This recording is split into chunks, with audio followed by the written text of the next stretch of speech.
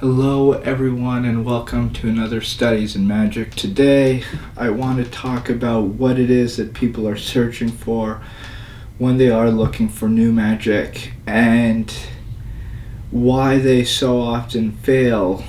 There's a trend in the market. You can see it. The magic shops, the magic industry is constantly trying to churn out new material, new magic, new effects, new variations of things. And it's gotten to the point where they're just keep throwing out new stuff every single week, every single month. There's a new trick, a new download, a new little thing that you need to get. And this is an industry, these are people who are trying to make money off you, trying to sell you things. And most of all, they're not really trying to sell you these things because so oftentimes these things are disappointing in and of themselves. When you look at the actual magic on the marketplace, when you look at the actual effects and the knowledge being shared, a lot of times it's very disappointing. Not all the time. Sometimes it's fantastic. Sometimes it's great. A lot of these projects are filled with a lot of passion and a lot of love, but there is a demon behind this industry that's just trying to make money and people just trying to churn out new things for you to buy, and they try to suck you in, and you oftentimes don't get what you are looking for, because at the end of the day they're not really selling you this magic. They're selling you what they believe, what you want that result of the magic to be. You want to be a great magician. You want to have material in your repertoire that really takes you where you want to be, that achieves the result, the reactions, the feelings, the emotions, that you want to be able to perform that show, the show that you always want to perform. And that's what it is they're selling you. They're selling you this dream that you can be this. And unfortunately, a lot of the times they're not actually equipping you with the resources and real tools that you need to be able to achieve what it is they're trying to sell. And this isn't their fault. I'm not trying to accuse them of anything. This is just the way it is.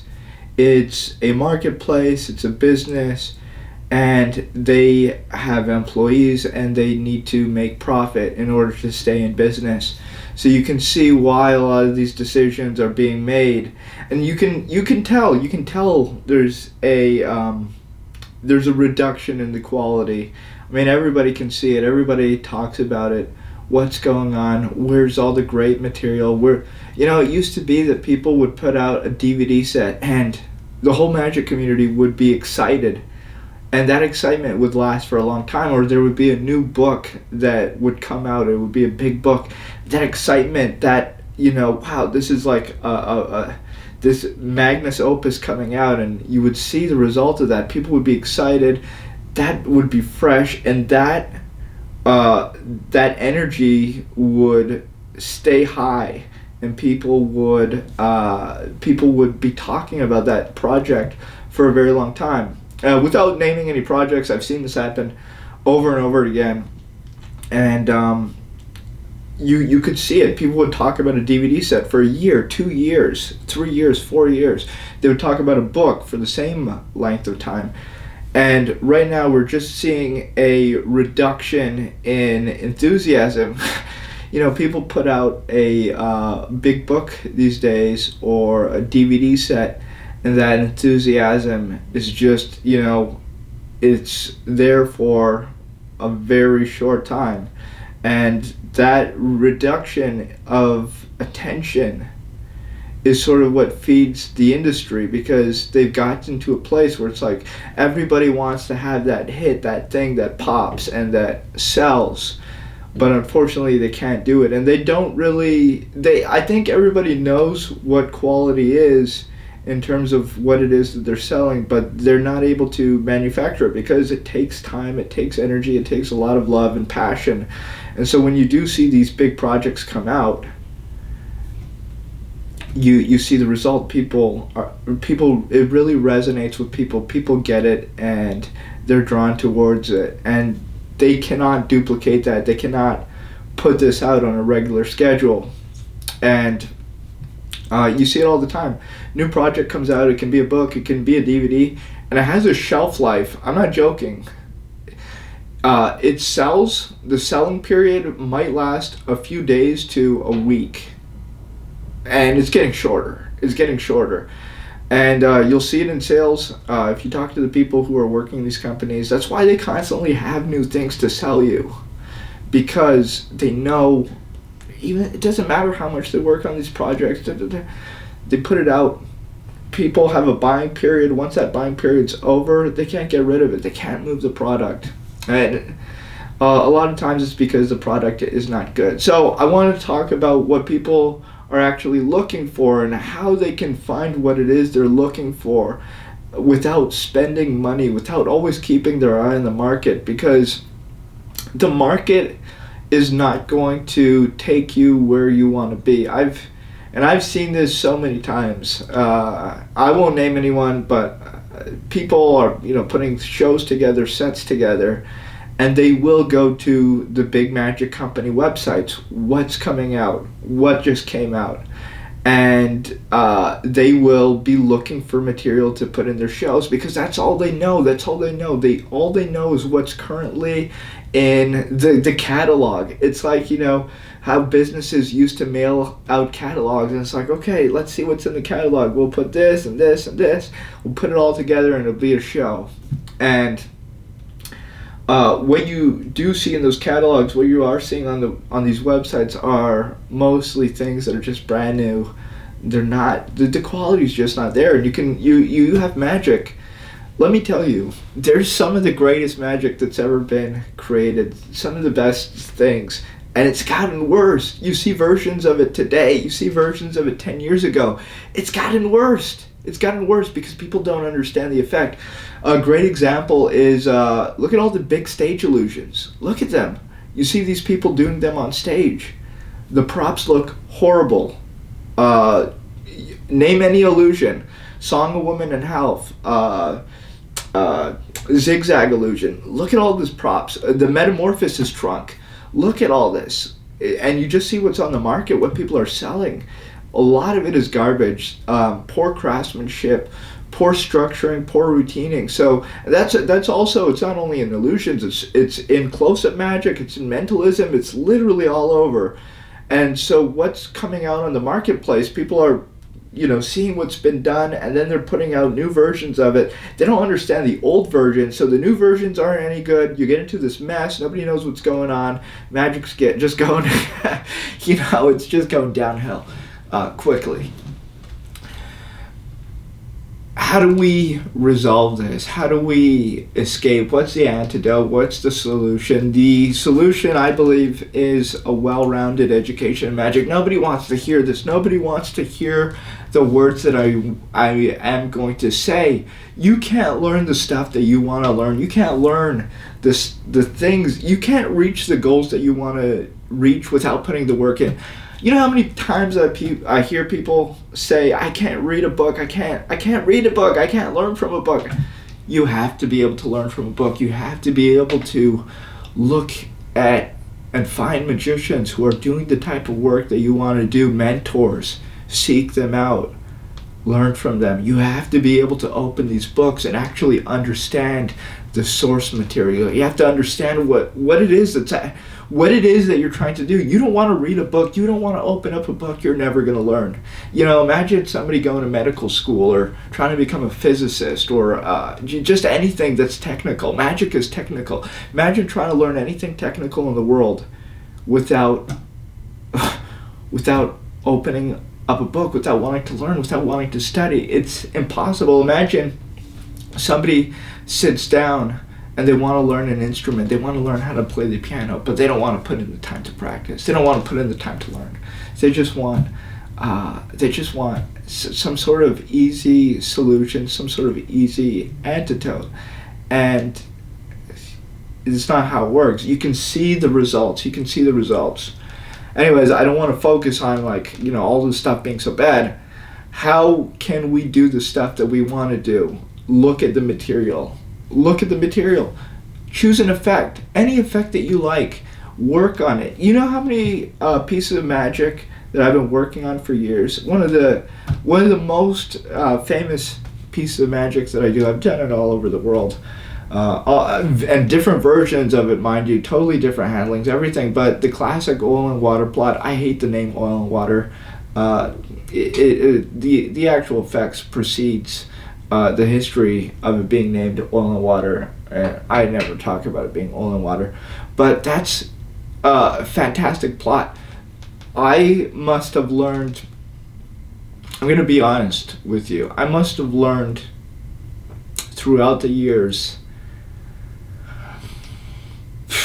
20 versions, give or take. I sat down and actually learned 20 versions, and people are always showing me new versions. You know, one of my friends, Christian Engbloom, this one's not from Christian Engbloom. I have one from Christian Engbloom here as well. This one's from Jim Krentz, his version of Oil and Water. This is a version he put out with Vanishing Ink, and it comes with some stuff that you need to do the routine, and I'm sure there's a little video and everything. I haven't looked at it yet, but it's like I constantly look. I might never perform. I'm a big fan of Jim Krentz, a good friend of mine. I love his magic. I might never perform his version. Doesn't matter, because I learn it. I study it. Maybe there's small tips. You know, another one of my friends I just mentioned, Christian Engbloom, was showing me his version of Oil and Water. We were in Sevilla together. We were in Malaga. We were at Danny D'Ortiz's house, and anyways, just hanging out, working on magic. He did his lecture doing his Oil and Water. I think it's called something oil over troubled water, something like that. And he was showing me this version, and he's been doing it for years. And guess what? We sat down. We sat down together, two friends. We worked on the material. I was watching, and I said, "Why don't you try this? Why do you do this? Why do you do this here? Why do you do this here?" We really sat down. We broke down the whole material. We started working on it. All of a sudden, he had probably 5 little moments, little changes in thoughts that totally changed the routine. Stuff that he's been putting in effect, it's totally transformed the material. And this is a piece that he's already done for years. This is the evolution of magic. This is how stuff actually gets better. I have people do the same thing with me all the time. We sit down, somebody will come see one of my shows, or they'll see me performing magic somewhere. A magician friend of mine will sit down, and they have thoughts for me. They have real thoughts, and some of the thoughts they give me, I'm not really interested in. Gonna be honest, but some of the stuff that they tell me, I'll sit down with, and it'll make the gears churn. And a lot of the improvements are just from these small little moments of, little insight from beyond you, outside you, that boom, people see something different. They share their thought with you, and all of a sudden you now can move forward and go in places that you haven't gone. Doesn't mean you're going to stay there. You could go back to doing it the original way, but this is how magic progresses. This is why a lot of the material that I've been performing, been performing for many years. This is why I perform the same magic for many years, because I want things to get better. I want every single piece of magic that I do, and believe me, I've gotten rid of a lot of magic over the years.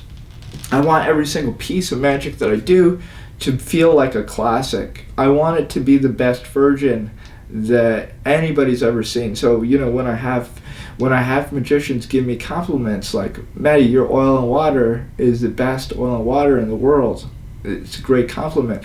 When I have people tell me, "Matty, your Triumph is the best Triumph I've ever seen in the whole world. It's the best presentation, best handling," it's a great compliment. When I have people tell me that about the needle trick, about the, I had Woody Aragon.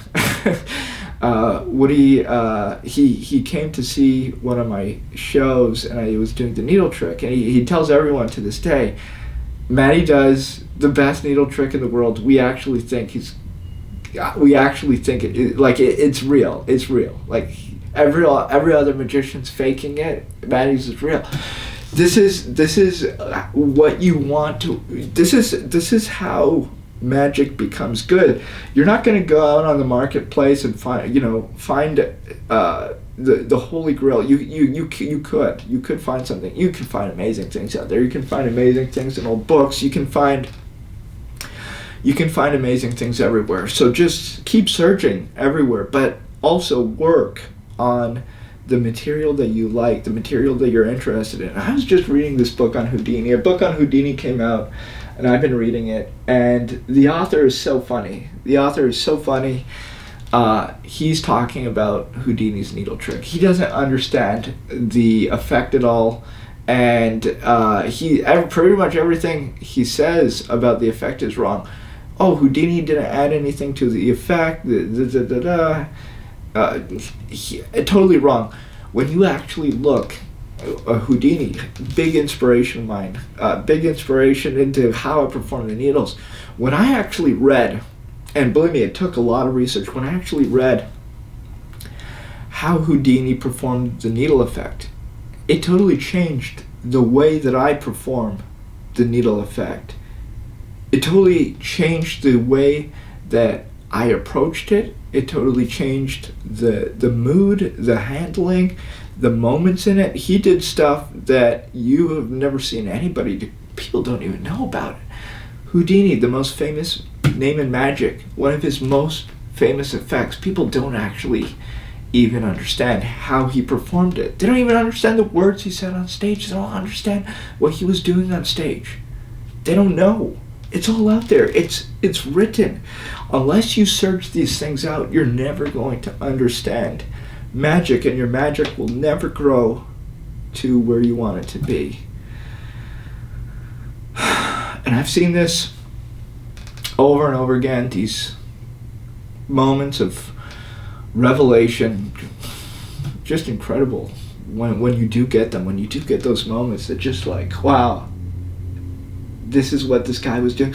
When you read about Howard Thurston, the levitation of the Princess Karnak, when you read about Howard Thurston's rising cards, when you so many classic pieces of magic, there you have like the pinnacle, like this person took it as high up as it can go. And then you see what's happened in the meantime. It's like, oh, it's gone down. And there's a few people responsible for this. I think sort of the name that comes up is a guy like Ed Marlowe. Ed Marlowe would just want to get everything in print. So he didn't really care. He didn't care if the version was good or not good. He just wanted to be the first one to publish it. So you read a Marlowe book, Revolutionary Card Technique, you read anything from Marlowe. Marlowe will have multiple variations for the same trick. And you can see a lot of the times it's not well thought out. He just wanted to have every single variation in his names. And then this sort of, I think sort of poisoned the waters in the magic industry. I mean, this was already happening before Marlowe, people putting out tons of variations of things, people just duplicating material. But you kind of had this mindset developing, expanding, where it's like, we could just publish whatever we want, tiny variation, we'll put it out, we'll sell it, people have never seen it before, and then it doesn't take anybody anywhere. I put out a piece of magic, they called it Finders Keepers, I never called it that, but the company needed to put a name on it on the download with Penguin Magic. This was about a year ago. I went down there to Ohio, and I filmed a Penguin live act with them. I filmed this trick, Finders Keepers, which was this piece of mentalism. You can do it a lot of ways, and this was a secret that I learned, a beginner secret in magic. I learned, and I really put it to work in my magic, and I found out many variations. I wanted to do it in my show. I haven't done it in my show, and then I put out this. They asked me, "Oh, can we film something?" Anyways, they released it, And then you could see the comments. A lot of people loved it because what I was teaching people was how to use a secret. And some of the people were unhappy. They're like, oh, this is just this old thing, this common secret everybody should know. And it's like, yeah, that's what it was. But if that's what you think this is about, you're totally missing the point. The secrets in magic don't really matter. You're building a house. You aren't happy with your house because it has the same material, the same building block as this other house. Well, guess what? Every single house, every single building, every structure around you is built out of the same or very similar building blocks. It's the same thing in magic. Everything's built out of the same techniques. We are trying as artists to express ourselves, and I don't say that in like some weird, hokey pokey thing. We're trying to express ourselves. We're trying to create things that are unique to us, things that are a part of us. When I do magic, my goal, nowadays especially, is to do pieces of magic that resonate with me, that feel like this is Maddie. This is Maddie. I don't really care about all these other things. I care about it all. But the main thing I want people to say, like, we got to spend time with Maddie. Maddie is an incredible magician, and I want them to have that sensation that magic is real. Oh man, I'm all over the place here. Let me just get back to the point of all this. And the point is this: work on the material. Find the material that you're passionate about. Find things that inspire you, and then work on it. Take it farther than anybody's ever taken it. You have pieces of magic like, you have guys like Ricky Jay, who, when Ricky Jay performed anything, it became his magic. That's what you should be doing with your magic. Once you touch a piece of magic, once you work on it, that piece should be yours. Everybody should know that's yours. Nobody can touch it. Look at Houdini. Every single thing that Houdini did is his. No one's touching that. Every single thing that Uri Geller did, no one can touch it. You want to bend spoons? Uri Geller. That's Uri Geller. That's not you. I don't care how good you bend that spoon. Doesn't matter how well you bend that spoon. That's Uri Geller's. Ricky Jay has that same effect on magic. David Blaine has that same effect. Darren Brown has the same effect. Every single thing that you touch should become yours. That should be the goal. This is really hard to explain because people don't understand this. But that should be the goal. You need to make things yours. Look at Max Malini. Max Malini, the famous story Dai Vernon told in his book. Don't do my trick, Dai. Dai Vernon was doing the card stab routine. Oh, Malini, what do you mean don't do your trick? It's published in the Expert of the Card Table. What did Max Malini say? This is my trick. Don't do my trick. And Vernon knew that's his trick. He made it his. Think about that. Just take a few moments and think about that. Don't do my trick. Think about that attitude. Think about what it means to work on a piece of magic and develop it to the point where it becomes yours. It doesn't matter who else does it in the world. It doesn't matter who copies it. It's yours. That's what the goal should be. I started out talking about all these magic shops, selling stuff. That's what I should have been focusing on, because that's the key. You're not going to find these companies selling you things that will become yours. You're not going to you're not going to find it in books. Nobody's going to teach you anything that's going to become yours. That's not how it works. You need to work on it. You need to claim ownership over that material. You need to take it to a place. You need to take it to places where it's never been until that magic becomes yours. Whew. That's pretty crazy. That's a wild thought. I do these things to inspire people, teach people about magic. I'm inspiring myself. When you have to explain things to other people, you have to make it make sense to yourself. And that's what some of this does for me. It's like I already understand what I am talking about, but having to say it out loud and make it make sense to other people, I have to clarify it for myself. And it's just so clear now in my mind. Make it yours. Make it yours. It's like, boom, a light switch just went off. Firecrackers went off in my mind. Firecrackers, fireworks. Whatever went off. Something went off.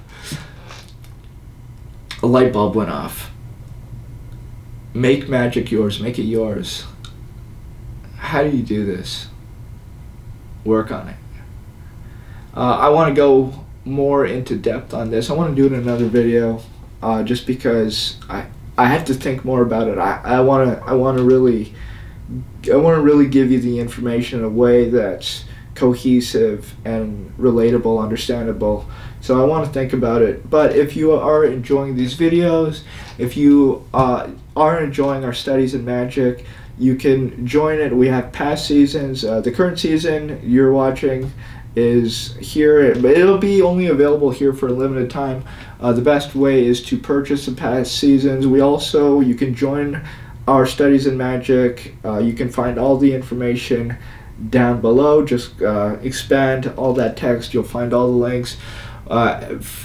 Before Magic, we have a Patreon. We have other stuff. We have Twitter, Instagram, all this stuff. But you can find out how to get involved right below in the text. Find out all the info. Please share. Think about this stuff, and hopefully it helps put you on the right path. I'm Matty Gilbert. This is Before Magic. Thank you for watching. Thank you for supporting by watching, and we will see you in the next one. Have a good day. Make it yours.